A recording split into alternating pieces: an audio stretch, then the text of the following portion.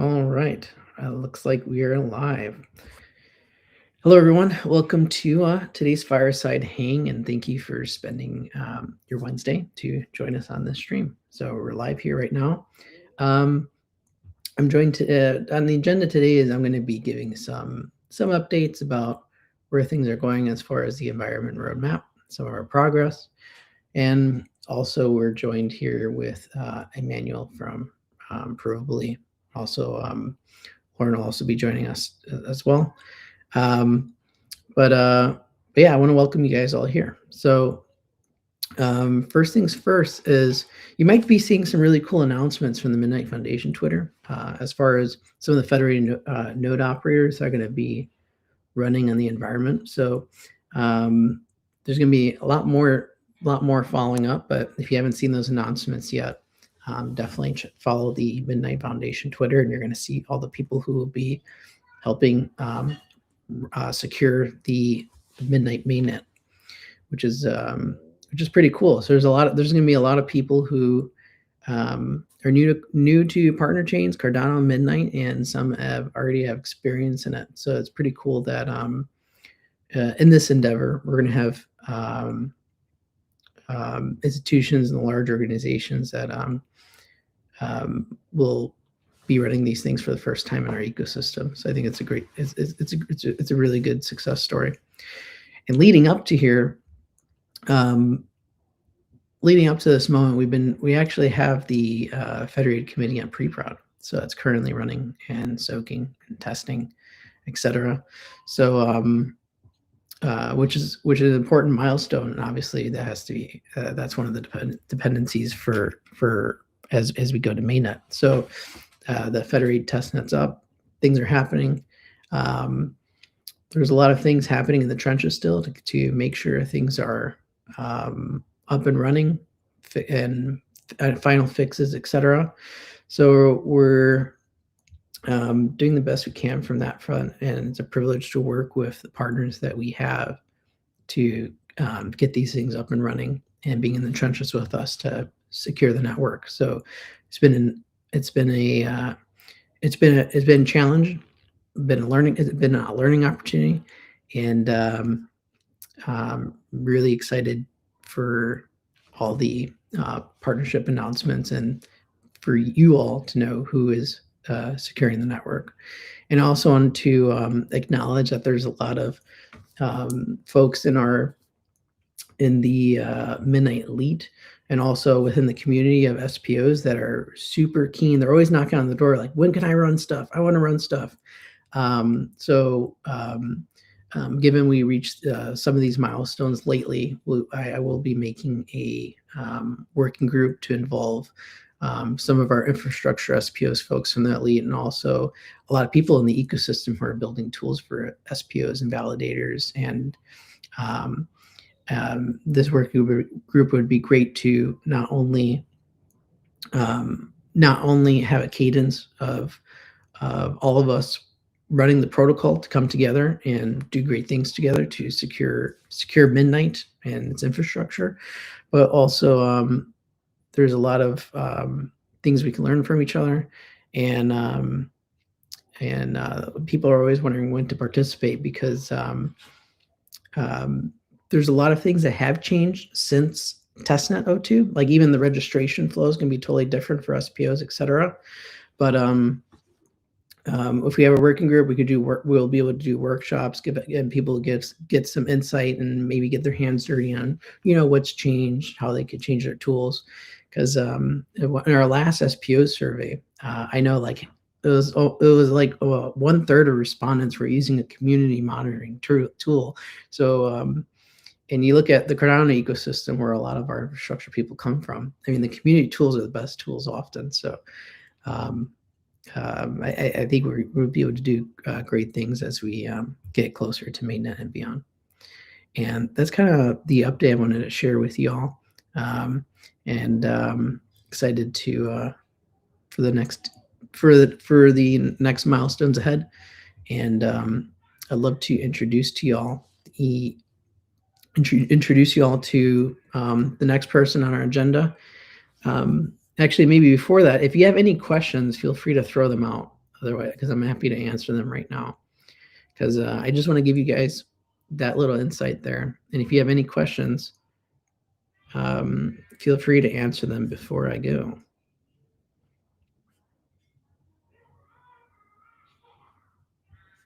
No questions. I see everyone saying hello from where they are. So welcome everyone around the world.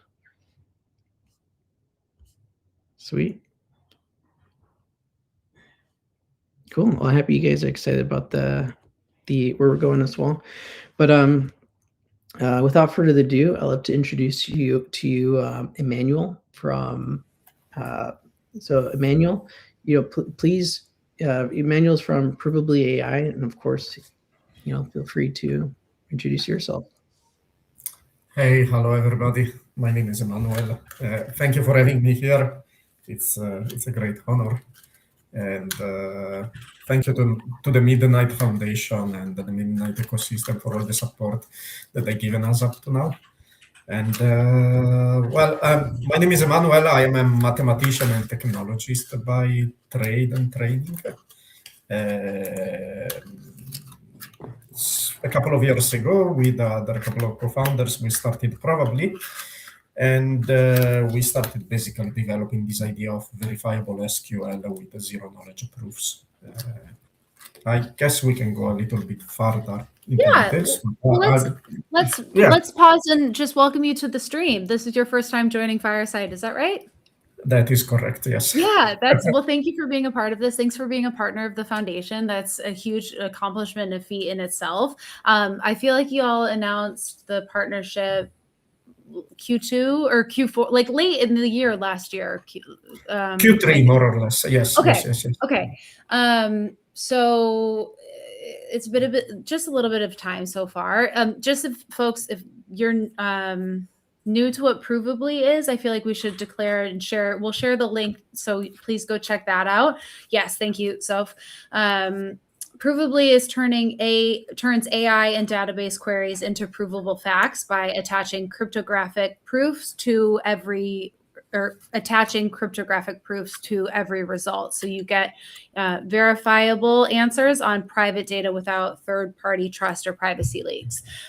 So I feel like it's probably good for us to go back in time, don't you think? For us to talk about, in looking back, why did you all decide to start building on Midnight in the first place? That's a good question. So, when we started building, probably we never thought about a blockchain. Ours was a pure database play.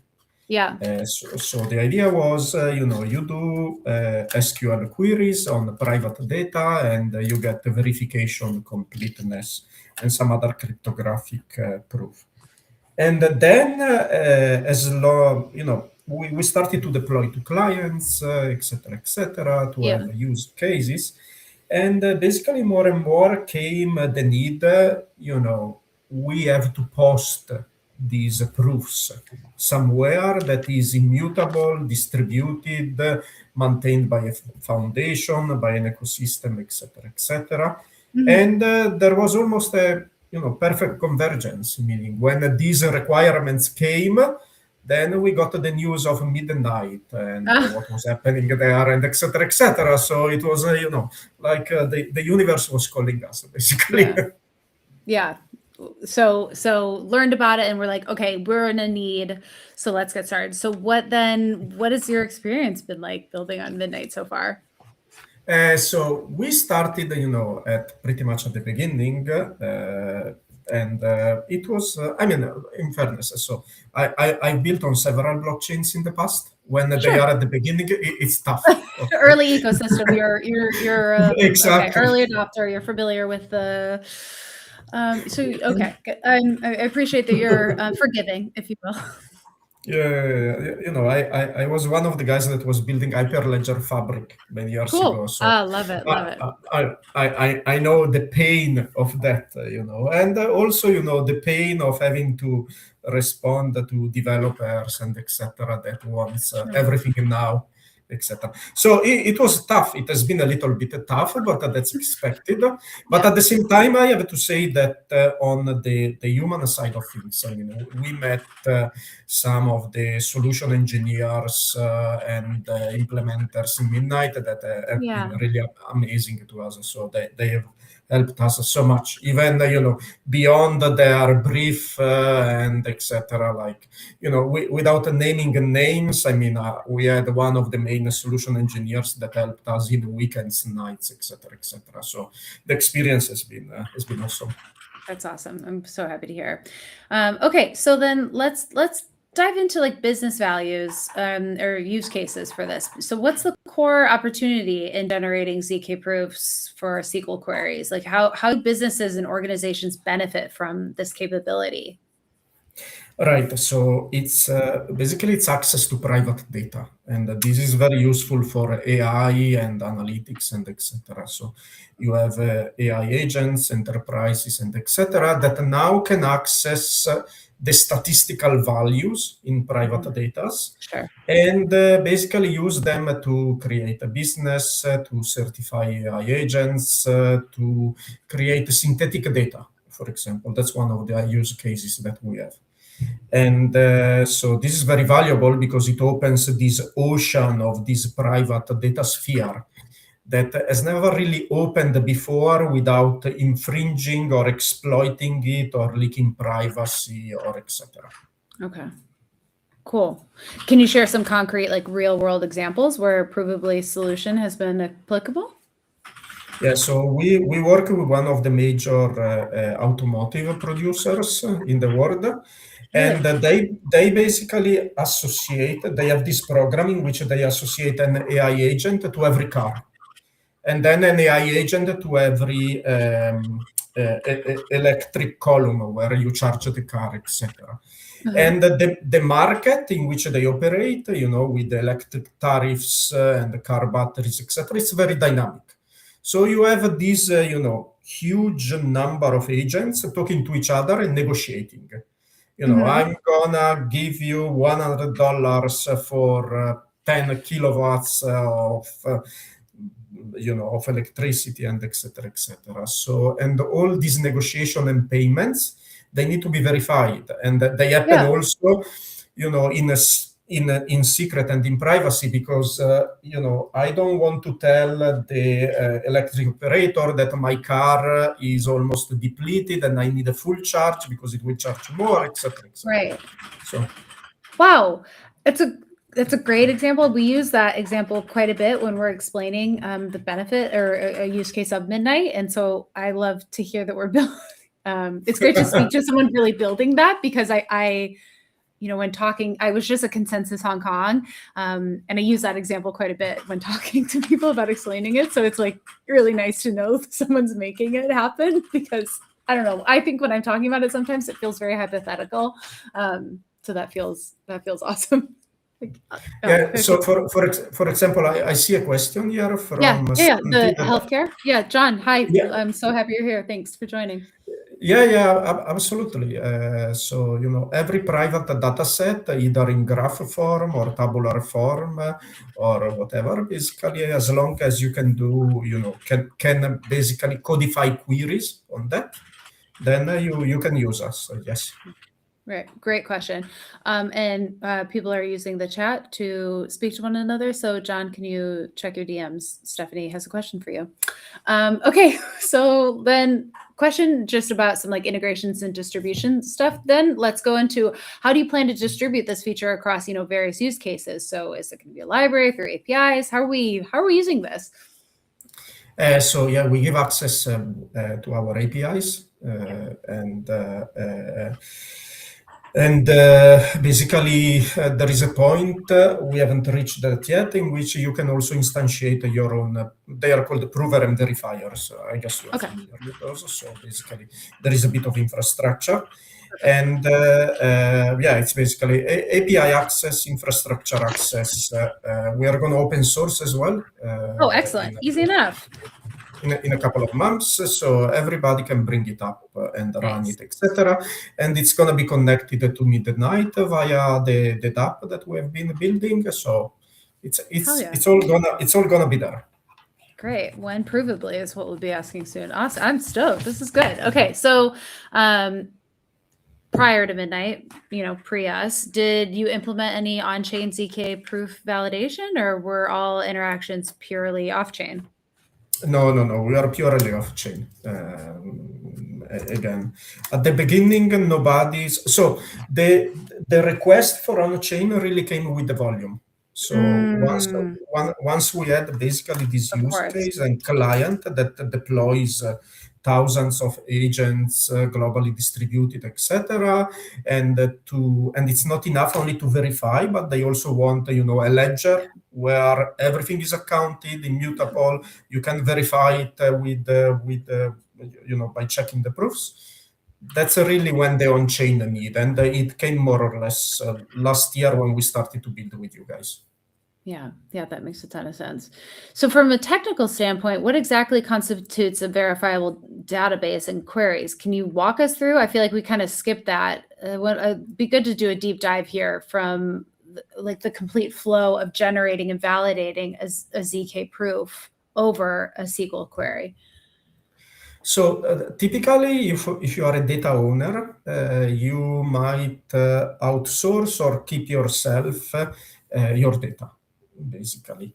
When you do that and you want to use us, you go through a setup phase in which you commit the data. So basically, you build a commitment in which you say, this is a proof, cryptographic proof, that this is my data, and this is the snapshot of my data, and my data then will, when they will update this cryptographic tool that is called a commitment.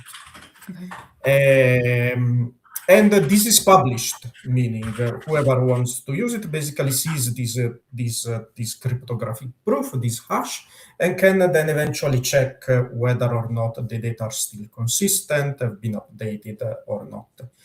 There is a prover and a verifier that are instantiated. And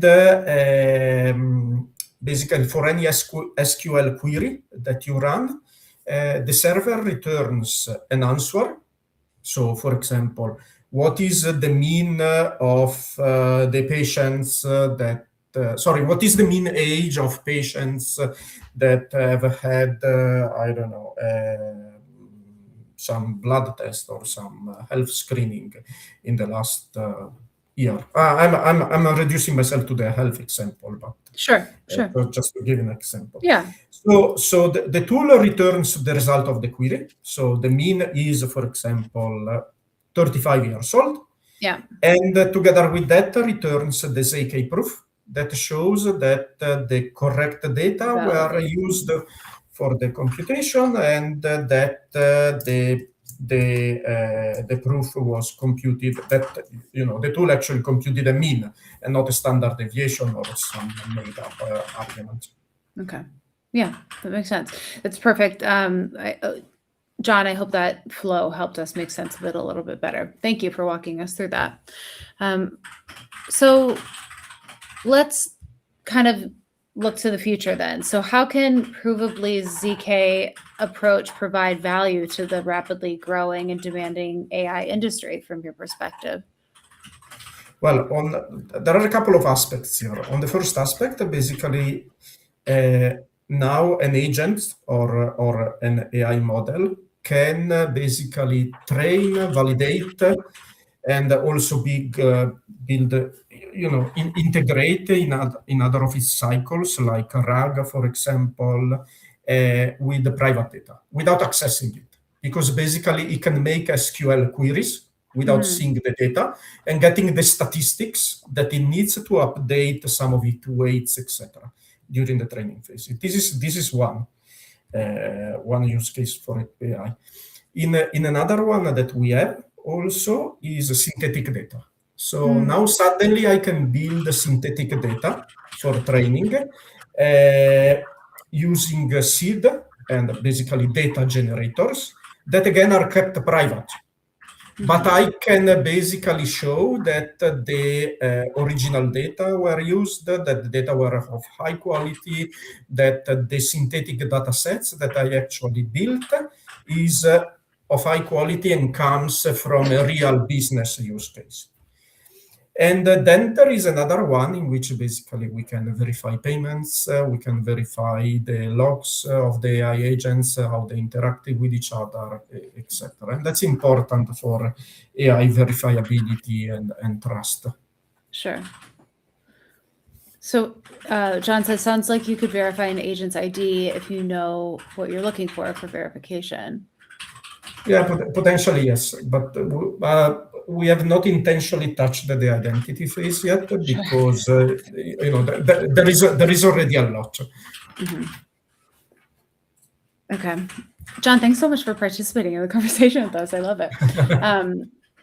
So what kind of applications or platform components would you like to see developed on Midnight that could mutually benefit both from Provably and the wider ecosystem? Like what should John and other developers, of course, be thinking about? How would you like him to be leveraging Provably and Midnight?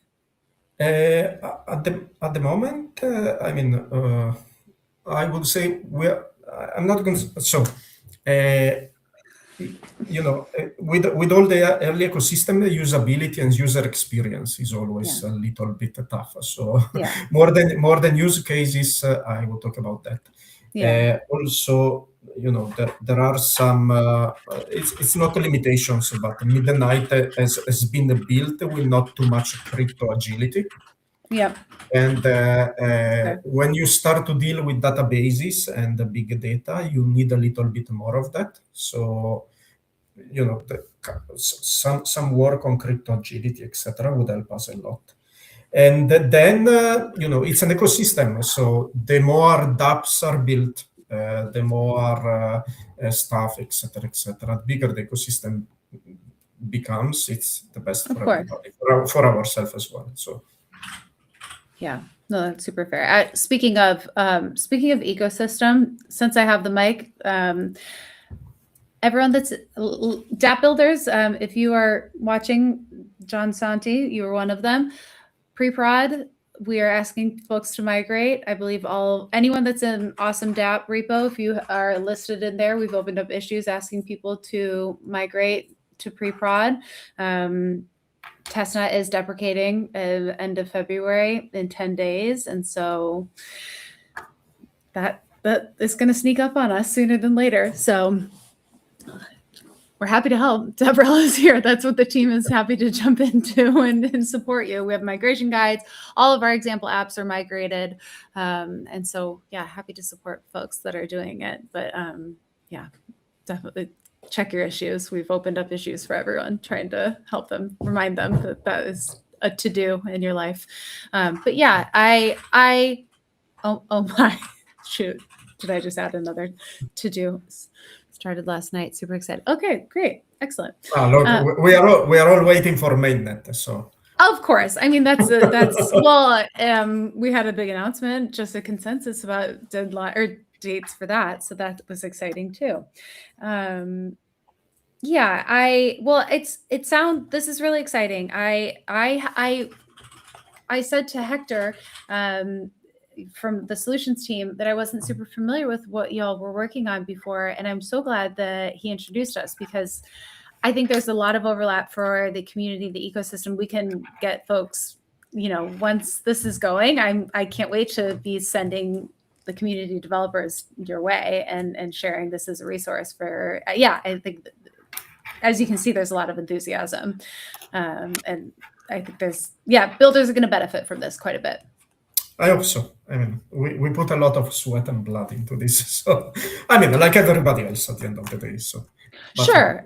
No, of course. There's just so much that we can unlock and here, right? And that's why we're doing it. I think the why for Midnight makes so much sense for all of us. Like, we really believe in what we're going to be able to help people protect, and what we're, why we're doing this. It really touches a lot of people's we're all mission driven at the end of the day. Absolutely. Yeah. Okay, folks. I didn't see any other questions in the chat. Did you? I did not know. Okay. Okay. Feel free to throw them our way if you do. Otherwise, No, they're just chatting to each other. I am trying to think if we have any other announcements. Some big docs updates are coming your way Friday, so look for that. Probably shouldn't have said that, but that's okay. Those who are watching get a fun preview. I should probably just end this stream before I give any other secrets. I'll see everybody in the Discord. Thanks for joining this week, guys. Thank you so much. And thank you, Emanuel, for being a part of this. It was really fun to have you. Thank you. Thank you so much again.